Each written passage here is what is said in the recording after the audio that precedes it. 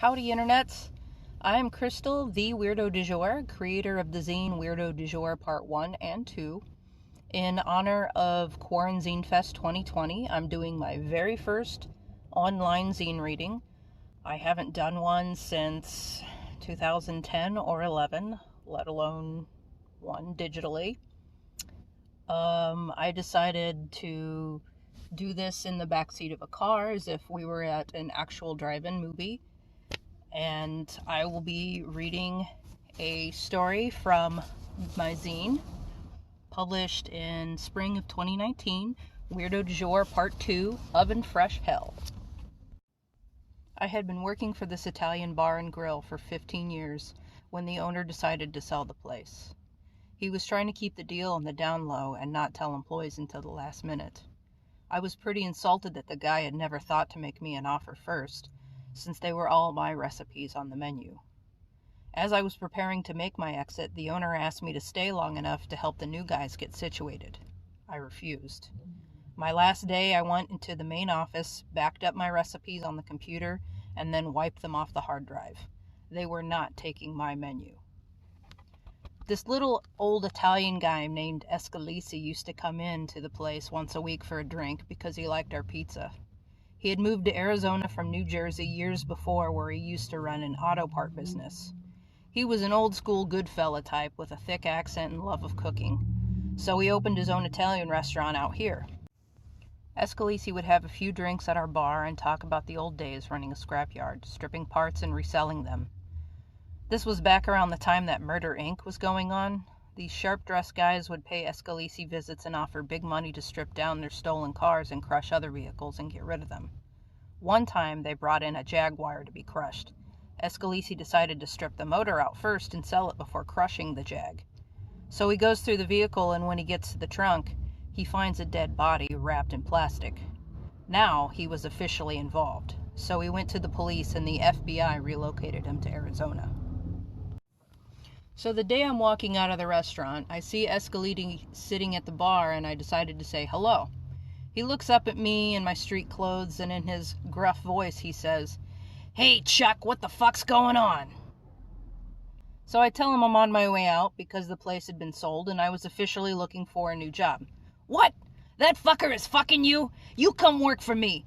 I'll pay you in cash weekly to run my kitchen." So I shook his hand and started the next week. Escalisi's place was right in the theater district and considered pretty high-end. My first night was also opening night of the new local theater's rendition of You Can't Take It With You. Business was expected to be booming that night. Escalisi shows me around his place and introduces me to the rest of his kitchen staff, 2 cooks and a dishwasher. First, there was Jack the Knife, a bipolar tweaker and the lesser of 2 evils. Then there was Adam, a scrawny and sleepy-looking white kid.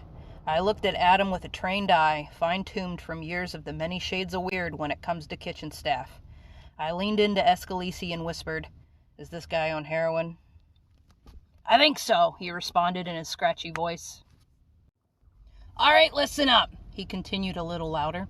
"Chuck here is the new chef, and you're gonna listen to him." It was clear that both the cooks were scared of Escalisi as they quietly nodded at everything he said. We mapped out our specials for the night, and dinner service began. Escalisi's was slammed for 2 hours straight before the theater opened its doors. My little kitchen hustled through the weeds with the new menu, popping plates out left and right. Curtain call came at 7 o'clock, and the dining room clears out. I had been on the floor talking to customers. Everyone seemed happy, and the kitchen finally calmed down. Everything was going great. I told the cooks to take 5 since we didn't have any tables and the next reservation was in half an hour. Jack goes outside to smoke and Adam goes to the bathroom as I'm out front chatting with Escalisi. 2 four-tops walk in, so I head back to the kitchen and poke my head outside to holler at Jack. He puts out his cigarette, comes in, and washes his hands. I ask where Adam was, and he shrugs. "Well, go find him and tell him it's showtime," I said as I'm washing my hands hunched over the sink. At that moment, Adam comes out of the bathroom and I tell him to get his apron on without looking up. He didn't move. I stand up straight and look at the guy, and he's got his chef coat on half unbuttoned. He was looking like a drowned body and had a stream of blood running down his arm. "Put your hands in your pockets and go outside," I said calmly. But he didn't respond, just stood there staring at me with eyes half closed. "Put your hands in your fucking pockets and turn around and go outside." Finally, a reaction rippled through the cook, and his brow twisted up and he scoffed. "What for?" he snarfed indignantly. "Adam!" I shouted. "Go outside! Don't touch the door! Don't touch anything! Go outside!" I turned to Jack and motioned for him to take him outside as Adam slowly put his hands in his pocket. It was like he was surprised he could do it. Jack lurched forward and pulled Adam by the shoulder and led him out the back door. "Jack, give him a cigarette and keep an eye on him." He nodded and went out the door. Looking at the floor, I noticed a trail of blood that led all the way across the kitchen into the bathroom. I called out to Escalisi and the dishwasher, and they followed me to the bathroom. Opening the trash, we find a syringe.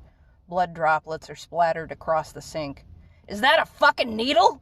Where the fuck is going on around here?" Escalisi growls. "Adam has been in here mainlining." Escalisi turns to the dishwasher and tells him to get a big bucket of bleach water and scrub the bathroom from ceiling to floor. Then throw everything in a garbage bag and toss it out in the dumpster. Escalisi sharply looked at me and then pointed at the back door with authority. I followed him into the alley, and we see that Jack has got Adam propped up against a brick wall with a cigarette. His hands are still in his pockets. Escalisi points at Jack. "Tell his girlfriend to come out here, and then you go cook the orders." Jack the Knife jumped up and did as he was told. Adam had begged Escalisi a few months prior to give his girlfriend a job bartending at the restaurant. Gina comes outside sheepishly and asks what's going on. Escalisi gestures her to stand next to Adam, who is starting to fall asleep. But he never said anything, just slowly turned a darker shade of red and glared at the couple. They grew more nervous as time seemed to drag on in silence. Finally, Escalisi clears his throat. "I want to start off by saying that I would love to fucking kill you right now." I watched this little old guy pull a .38 pistol out of his jacket and aim it at Adam. "Escalisi, what the fuck are you doing?" I shouted. He looked at me and winked before turning back to the couple. "Adam, you motherfucker. You're doing smack in my fucking restaurant. I gave you and your woman a job, and this is the shit that I get?" Gina's eyes are as wide as saucers, and she starts shaking, having no idea what's happening with the gun trained on her and her boyfriend. Escalisi points at her. "You probably knew he was doing this shit all along. You guys are done."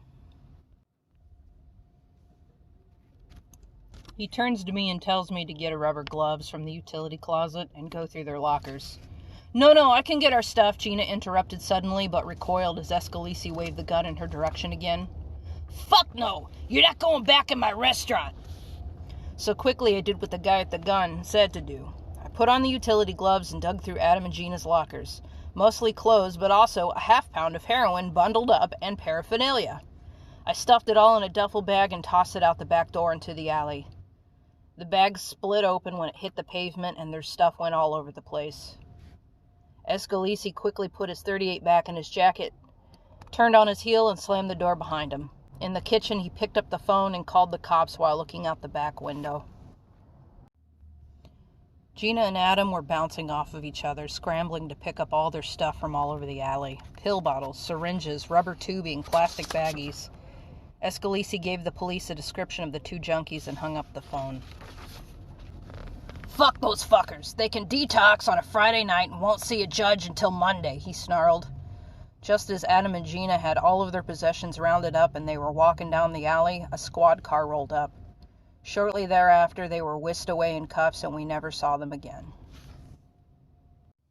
Thank you so much for tuning in and listening to my story from my zine, Weirdo du Jour, Part 2, Oven Fresh Hell. Thanks to Quaranzinefest for making this happen. If you're interested in buying a copy of my zine, check out my website. You can get a physical copy for $5 or download a PDF and read it online for $1.